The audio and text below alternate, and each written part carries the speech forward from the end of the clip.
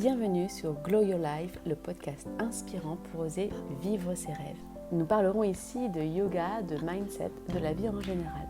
Si vous souhaitez en savoir plus sur mes formations de yoga, mes coachings, je vous invite à me retrouver soit sur mes réseaux sociaux Coraline Glow ou bien sur mon site internet coralineglow.com.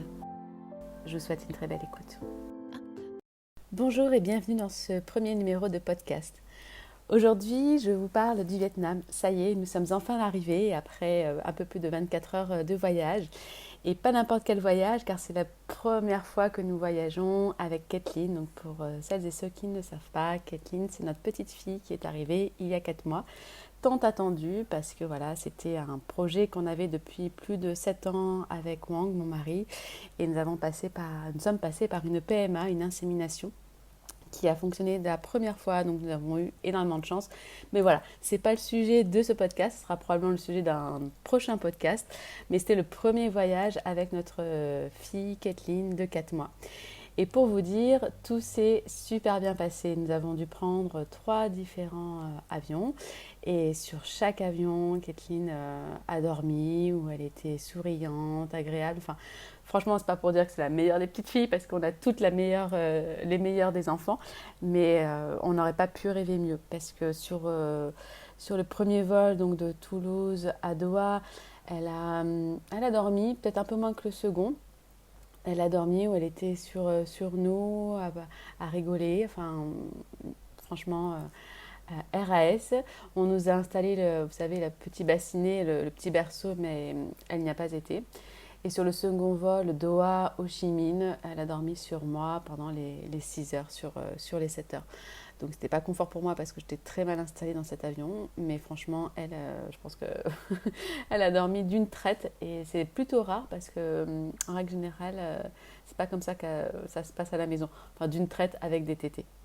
Et pour vous raconter donc un peu notre voyage, donc on est parti de Toulouse, une escale à Doha, de Doha ensuite on a fait Ho Chi Minh et de Ho Chi Minh nous avons pris le dernier avion pour aller sur l'île de Phu Quoc qui est très proche du Cambodge. C'est une petite île où on avait déjà été avec Wang en 2019, juste avant que... Alors 2019-2020, c'était juste avant que que la pandémie du Covid arrive. Et nous sommes retournés dans le même hôtel où nous étions avec Wang en 2019, mais cette fois-ci avec Kathleen. Et pour la petite histoire, et ça je vous en parle parce que on apprend les uns des autres, mais j'apprends beaucoup forcément de Kathleen, mais aussi de Wang. Wang qui a une qualité que je n'ai pas trop, ou du moins, enfin, on les a ces graines de qualité, mais que je n'entretiens pas trop, c'est celle de la persévérance. Pour vous donner le contexte, donc on arrive à l'aéroport de Ho Chi Minh, je ne sais plus quelle heure il est exactement, il est peut-être 13 heures. Enfin, notre vol de Doha-Ho Chi Minh a eu du retard. Une queue assez longue à l'immigration de Ho Chi Minh, 45 minutes je pense à peu près. Et on avait même pas 2 heures pour prendre notre prochain vol, le 3e, donc pour aller sur l'île de Phu Quoc. Et normalement, on nous avait dit que les valises étaient directement envoyées. On n'avait pas à les réenregistrer. Seulement, si c'est pas passé comme ça, il a fallu qu'on aille rechercher les valises. On a un petit peu galéré pour sortir de l'aéroport et aller dans la partie de l'aéroport vol domestique. Donc, on a perdu du temps. Et le vol était à 15h35. Et nous sommes pointés donc, au comptoir d'enregistrement pour les valises et avoir nos billets à 15h26. Et donc quand on arrive, on sort de l'aéroport des vols internationaux pour se diriger vers l'aéroport, le terminal 1 pour les vols domestiques, il est 15h15 et je dis à Wang, c'est mort, enfin c'est foutu, on l'a pas. Bon tant pis, on y va quand même pour enregistrer les valises et pour voir s'il n'y a pas un autre vol dans la soirée. Mais c'est pas possible, on ne l'a pas, enfin c'est clairement on abandonne.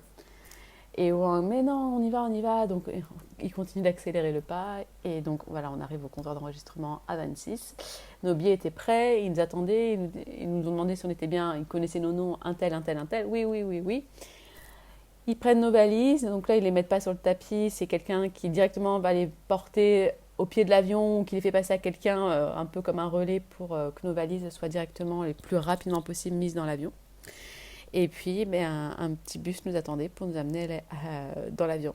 Et on est arrivé dans l'avion qui devait être un peu en retard. Il devait être, je crois, 35, enfin, à l'heure à laquelle on était censé décoller. on a eu énormément de chance. Et tout ça pour vous dire, parce que c'est vrai que sur le fait de persévérer, tant qu'on n'a pas eu avec certitude que c'était non, que c'est trop tard, eh bien, faut toujours y aller, il faut toujours essayer. Et ça, quand Wang n'est pas avec moi et que j'ai tendance à baisser les bras, je l'entends en fait. J'entends sa voix qui me dit persévère, tant qu'on ne sait pas, il faut y aller. Et donc voilà, encore une belle leçon hier, parce que si Wang n'avait pas été là, moi avec Kathleen, les valises, tout ça, franchement, j'aurais pris mon temps. Et si j'avais pris mon temps, enfin, ou du moins j'aurais pas accéléré le pas, bah là probablement, peut-être, je ne sais pas, que le vol là, c'est sûr, il ne nous aurait pas attendu. Donc on a bien eu nos 3 vols, sans encombre, à part celle-ci. Et on est arrivé donc, sur l'île de Phuoc il devait être 16h45, 5h moins le quart hier. Je suis vraiment heureuse d'être ici aujourd'hui et au Vietnam, et je ne réalise pas encore que nous y sommes. Je pense qu'il va falloir encore quelques jours d'adaptation, puis avec le décalage horaire également. Parce que voilà, c'était un rêve qu'on avait avec Wang, enfin nous avons ce rêve avec Wang de vivre à l'étranger en Asie. Mais voilà, ce n'était pas quelque chose qui était faisable dans l'immédiat, tout simplement pour des raisons financières et puis aussi au niveau de l'organisation de nos travails. Donc avec Wang, on est à notre compte. Donc moi, je donne des formations de yoga depuis 2017. Je donne aussi également, j'accompagne des femmes sur des coachings mindset. Nous avons à Toulouse la Péniche. Donc c'est un lieu où on fait du yoga dans la partie basse et puis donc de l'événementiel sur la partie supérieure. Donc pour vous redonner un petit peu notre histoire avec Wang, donc en 2015, on a ouvert le studio Moving Yoga à Perpignan. Et puis en 2019, donc, on a ouvert un second studio donc, sur la Péniche. Et donc là, à l'origine, la Péniche, on était sur vraiment et exclusivement que sur du yoga, en haut et en bas. Et on avait créé un restaurant vegan. Et voilà, toujours un des effets néfastes du Covid au niveau des entreprises, on n'a pas pu garder Perpignan et puis on n'a pas pu garder le restaurant vegan et puis avec la baisse de fréquentation au niveau de la présentielle du yoga, on a restructuré la partie du yoga de la péniche, donc on a gardé que le yoga en bas et on s'est diversifié en louant les espaces de l'étage supérieur sur la péniche. Donc voilà, on est associé avec Wang dans ce business-là. Et puis moi, de mon côté, je fais les coachings et les formations de yoga. Donc voilà, au niveau de l'organisation, pour l'instant, on ne peut pas vivre 12 mois par an à l'étranger. Et puis, ce n'est pas forcément notre rêve de vivre 12 mois par an, mais au moins 9, je pense. Et ce qui m'amène à vous dire qu'au final, c'est important d'avoir des rêves, parce que sans rêve, on ne peut pas les réaliser, mais d'avoir des rêves, ça ne suffit pas. Il faut aussi que ces rêves soient mis en étapes, si vous voulez, parce que quand on n'a que des rêves, en fait, d'un point de vue mental, ça nous fait sentir comme si c'était des choses qui sont inaccessibles. Donc peut-être si voilà, le mot rêve pour vous, c'est quelque chose, j'ai un rêve d'un jour, machin, mais que pour vous, c'est trop éloigné, n'hésitez pas à remplacer le mot rêve par projet. J'ai comme projet. Donc nous, on avait ce rêve, ce projet de vivre, d'aller nous installer à l'étranger, mais dans l'immédiat, ce n'est pas possible. Donc pour s'en rapprocher, on a décidé de créer plusieurs petites étapes. Et celle où nous sommes maintenant, donc 4 mois à l'étranger en Asie, ça en fait partie. Donc là, nous sommes au Vietnam pendant je ne sais pas trop combien de temps. Au final, le seul impératif, parce que j'ai pris mon billet d'avion, nous avons pris nos billets d'avion, c'est d'arriver le 7 mars en Inde, car je donne la formation d'Ashtanga Vinyasa à Goa à partir du 14. Donc on arrive une semaine avant. Mais après, on est complètement libre, avant et après la formation, parce que nous rentrons en France que fin avril, début mai. Donc Vietnam, Thaïlande, on verra comment les choses se déroulent, mais on ne se met pas de planning fixe. Donc pour vous donner un exemple pour nous, comment on a réussi à être là aujourd'hui, alors, tout d'abord, je tiens à rappeler, même si vous le savez bien évidemment, qu'on est tous différents, on a tout à fait une vie différente, Par contre, une chose dont je suis sûre avec mon expérience et mes connaissances, c'est qu'on peut tous y arriver. Il faut juste mettre en place des choses qui peuvent demander plus ou moins de temps, plus ou moins d'étapes, mais on peut tous arriver à vivre nos rêves, à réussir nos objectifs, nos attentes. Des fois, ça demande à se faire accompagner, à se faire aider, mais on peut tous y arriver, qu'on soit indépendant ou salarié. Il y a plusieurs solutions qui s'offrent à nous.